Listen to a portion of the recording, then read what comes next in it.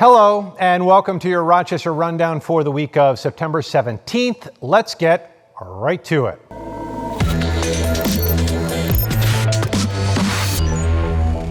A local gynecologist is accused of inseminating a woman with his own sperm without her knowing. Now one man says that doctor is his biological father. A former patient of Dr. Morris Wartman says the OBGYN used his own sperm instead of an outside sample to impregnate her. The woman says she discovered this by conducting an at-home DNA test on her family.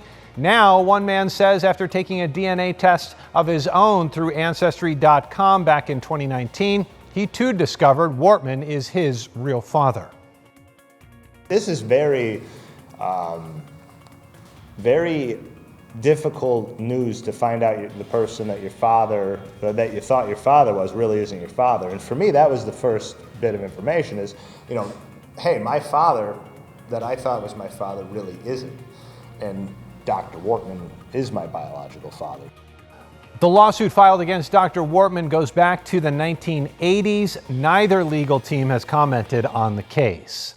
Hilton Elementary School Principal Kirk Ashton has resigned. Ashton is accused of sexually abusing more than 30 students. He pleaded not guilty on dozens of charges back in April. According to the district, the Board of Education approved a separation agreement with Ashton this week. As part of that agreement, Ashton will be paid 5 months' salary along with the amount of his accrued vacation and sick time.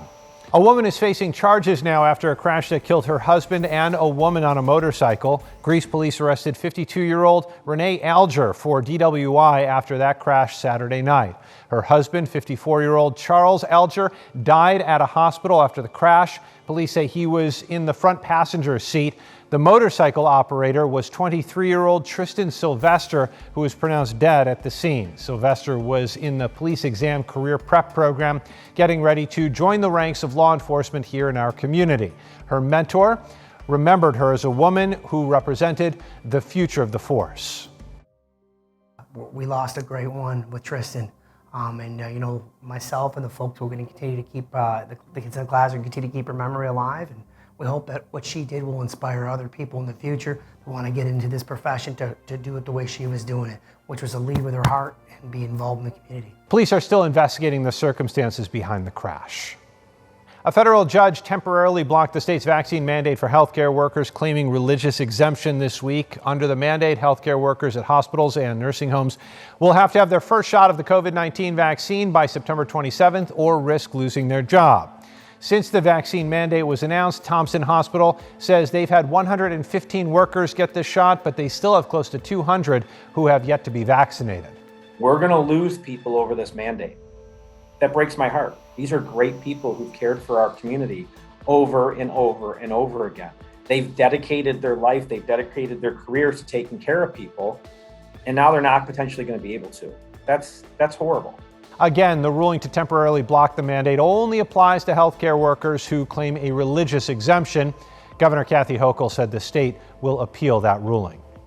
Also, Hochul announced Wednesday masking will once again be required in child and daycare centers. Staff and visitors alike will be required to wear them regardless of vaccination status, along with all children ages 2 and older. Similar rules apply at state mental health and substance abuse facilities. Hochul also announced a new policy that will allow EMTs to administer vaccine and booster shots. Vaccinations, by the way, will be required for those 12 and up attending Buffalo Bills games. These regulations are being put in place after we saw video and pictures of a lot of people maskless inside bathrooms and the concourse areas during last week's home opener. Fans must have received at least one dose in time for the September 26th game against Washington and be fully vaccinated by the Halloween game against Miami.